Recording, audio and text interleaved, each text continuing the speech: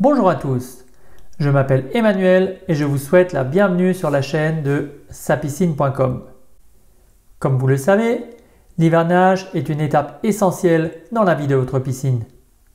Elle permet à votre piscine d'affronter le climat hivernal dans les meilleures conditions possibles, d'éviter les casses, notamment dues au gel, pour ensuite la retrouver en bon état de fonctionnement au moment de la redémarrer.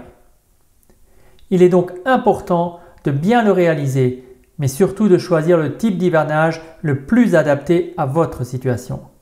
Alors, actif ou passif? Pour faire le bon choix, je vous invite à consulter ma vidéo intitulée « Hivernage actif ou passif ?» la vidéo pour vous aider à choisir. Elle vous guidera afin de ne pas vous tromper.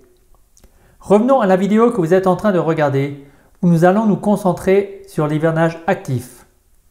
Je vais vous expliquer dans le détail comment le réaliser et vous donnerai à la fin de la vidéo quelques astuces bien utiles. Allez, c'est parti pour tout savoir sur l'hivernage actif et n'oubliez pas, si vous aimez la vidéo, pensez à mettre un pouce levé et à vous abonner à la chaîne pour ne rater aucun conseil que je donne gratuitement sur cette chaîne. Merci et n'hésitez pas à partager la vidéo pour faire profiter vos connaissances. Commençons par définir ce qu'est exactement un hivernage actif. On parle d'hivernage actif lorsque vous décidez de laisser fonctionner votre filtration pendant la période hivernale. Cette circulation régulière de l'eau va éviter la formation de gel dans votre piscine, mais surtout dans vos canalisations et votre local technique. Le principe consiste donc à mettre en route votre filtration quotidiennement pendant une courte durée. Sa mise en œuvre est donc très simple à réaliser. Bien évidemment, ce type d'hivernage n'est possible que si le risque de gel dans votre piscine est faible. C'est pourquoi l'hivernage actif est surtout pratiqué dans les régions où les hivers sont cléments et où la température ne baisse que rarement sous les 0 degrés Celsius. Si vous avez un risque de température négative de plus de 72 heures d'affilée, c'est vers un hivernage passif qu'il faudra vous orienter. Avant de continuer, je vais tout de suite aborder le sujet de la fausse bonne idée. Elle consiste à se dire que pour éviter l'hivernage de votre piscine, il suffit de la vider. Non, surtout pas. Il faut savoir que le poids de l'eau exerce une pression sur les parois et le fond. Celle-ci compense celle exercée par le sol. Sans eau, la pression du sol n'est plus compensée, ce qui augmente fortement le risque de détérioration de la structure de votre bassin. C'est d'autant plus vrai en hiver, saison pendant laquelle les pluies, la neige et le froid font beaucoup travailler les sols. La structure de votre bassin sera donc d'autant plus soumise à rude épreuve et la moindre faiblesse sera le point de départ de dégâts souvent importants. Détaillons maintenant les étapes pour bien réaliser votre hivernage actif. Étape 1. Attendre que la température de votre eau passe durablement sous les 15 degrés Celsius. En dessous de cette température, le développement des algues est fortement réduit. Je vous conseille même d'attendre que votre eau passe sous les 12 degrés Celsius. Vous serez ainsi certain que le développement des algues est stoppé. Étape 2. Procédez à un nettoyage en profondeur de votre piscine. Votre piscine est nickel? Passez à l'étape 3. Elle consiste à effectuer alors un traitement choc afin de bien désinfecter votre eau avant cette longue période de quasi-inactivité. Après 24 à 48 heures de traitement choc, il est temps de s'occuper de l'étape 4.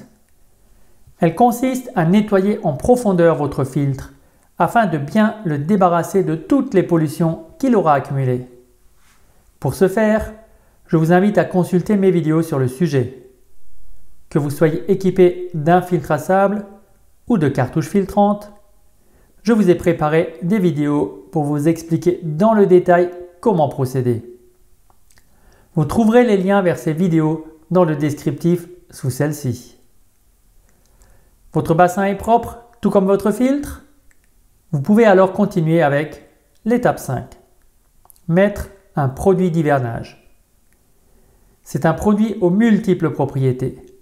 Voici ses deux principales caractéristiques. Il est algicide et bactéricide et il est anticalcaire. On peut lui en ajouter une troisième. Il a un effet longue durée. Mais pour qu'il soit efficace, il faut que l'eau de votre bassin reste en permanence sous les 15 degrés Celsius. Si vous voulez en savoir plus sur ce produit, je vous invite à consulter l'article qui lui est consacré sur sapiscine.com. Je vous ai mis le lien dans le descriptif sous la vidéo. Passons maintenant à l'étape 6. Elle consiste à moduler les temps de filtration. Afin d'être le plus efficace possible, c'est aux heures les plus froides de la journée, donc en général entre 4h et 7h du matin, que vous allez faire fonctionner votre filtration. Si vous le souhaitez, vous pouvez rajouter un deuxième cycle de filtration en fin de journée, entre 18h et 20h par exemple. Puis, l'étape 7, où vous allez faire en sorte que l'eau circule bien dans tout votre système de filtration.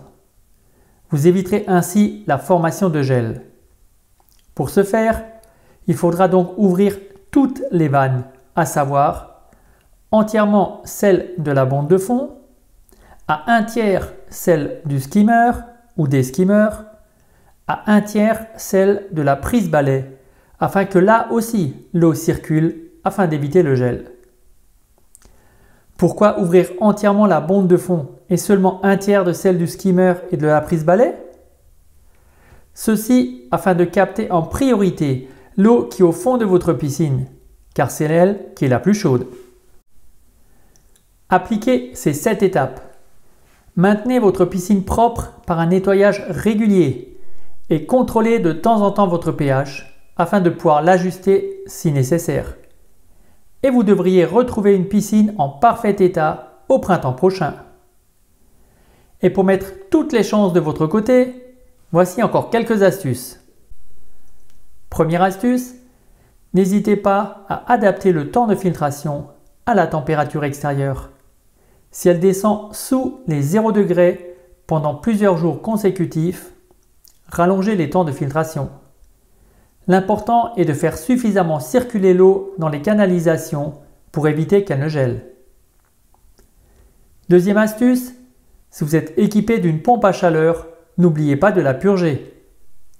Comme vous n'allez pas vous en servir pendant la saison hivernale, l'eau encore à l'intérieur va donc stagner et risquera de geler en cas de température extérieure négative. Pour éviter cela, il suffit simplement de la purger en la vidant de toute son eau. Pour ce faire, positionnez le bypass pour que votre pompe à chaleur ne soit plus dans le circuit de filtration. Ensuite, ouvrez les raccords d'entrée et de sortie de la pompe pour laisser s'écouler l'eau. Troisième astuce, vous traitez via une électrolyse au sel. Pensez à arrêter votre électrolyseur dès que la température passe sous les 15 degrés Celsius. Je vous explique pourquoi dans mon article sur les électrolyseurs. Vous trouverez dans le descriptif de la vidéo le lien direct pour y accéder. Quatrième astuce, en ce qui concerne le régulateur de pH, vous pouvez le mettre au repos pendant la période hivernale. Effectivement, au vu de la faible activité au sein de votre piscine pendant cette période, votre pH restera plutôt stable. Un contrôle de temps en temps, comme je vous l'indiquais précédemment, sera largement suffisant. Cinquième astuce, pour limiter l'action des éléments extérieurs, je vous conseille de bâcher votre piscine pendant l'hiver, même si vous réalisez un hivernage actif. Vous protégerez ainsi votre bassin des pollutions extérieures. Moins de pollution dans votre piscine, c'est moins de travail pour la maintenir propre. Une sixième et dernière astuce. Afin d'éviter toute mauvaise surprise, si vous optez pour un hivernage actif, je vous conseille fortement de faire installer un coffret hors gel. Celui-ci mettra votre filtration en route si la température extérieure venait à trop baisser, ce qui impliquerait un risque de gel. Vous voulez en savoir plus concernant l'entretien de votre piscine?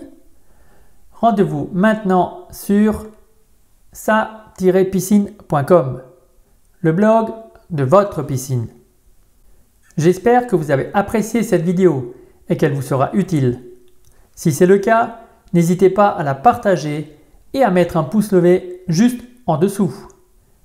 Et pour bénéficier de toujours plus de conseils pratiques sur l'entretien de votre piscine, n'oubliez pas de vous abonner et de consulter mon blog sapiscine.com. Merci et à bientôt!